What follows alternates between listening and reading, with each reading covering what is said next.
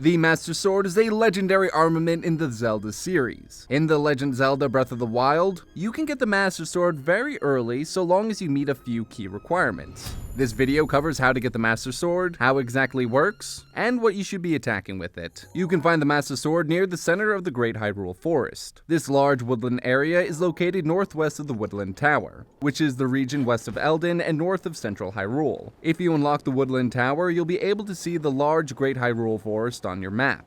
The Lost Woods are essentially the southeast corner of the Great Hyrule Forest. First and foremost, if you try to enter the Lost Woods by gliding in from the Woodland Tower, you'll be positioned back at the tower. You simply can't fly into the woods from any angle. You will have to enter from the ground. Once you're in the forest, continue to follow the path until you reach a lamppost. If you have a torch on you, light it up at the lamppost and follow the series of lampposts as far as you can. When there are no more lampposts to follow, take a moment to pause. Look at the direction the wind is carrying the flame on your torch. Until you reach the Korok Forest, you need to follow the flame on your torch. The easiest way to do this is by positioning the camera directly above Link so you can easily see when the flame changes direction. If you're moving in the right direction, the flame will trail directly behind Link. If it starts moving left or right, stop, take a look at the flame again, then continue in the proper direction. Now, once you reach the Korok Forest, you'll have to be strong enough to obtain the Master Sword. When you first approach the Master Sword, you're greeted with a cutscene in which the Great Deku Tree tells you that you will need to be strong enough to pull the Master Sword from the ground.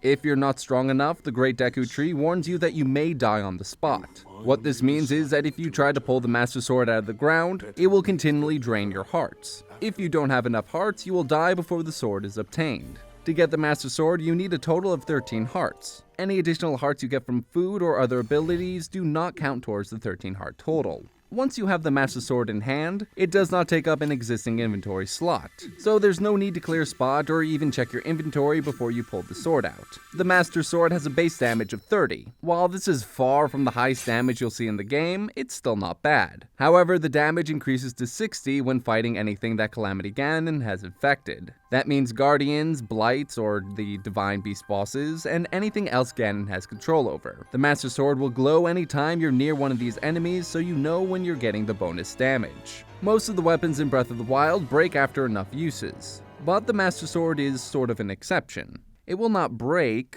but it can run out of power and needs a short time to recharge. The more you use the Master Sword against enemies that are not infected by Ganon, the faster the sword will run out of energy. Finally, the Master Sword has a projectile attack, but you can only use it when Link has full hearts. To use the projectile attack, hold the R shoulder button, then release to unleash the blast. For any other weapon, this would throw it at an enemy, but for the Master Sword, it shoots a projectile instead. Keep in mind, this only works when Link has full hearts. Even if a quarter of a heart is gone, the projectile will not work. And that's it for this video. If you enjoyed what you saw, be sure to like and subscribe. Be sure to check our description for more Breath of the Wild content. And be sure to check back every weekday for another Prima 365. And for more content like this, be sure to head over to primagames.com.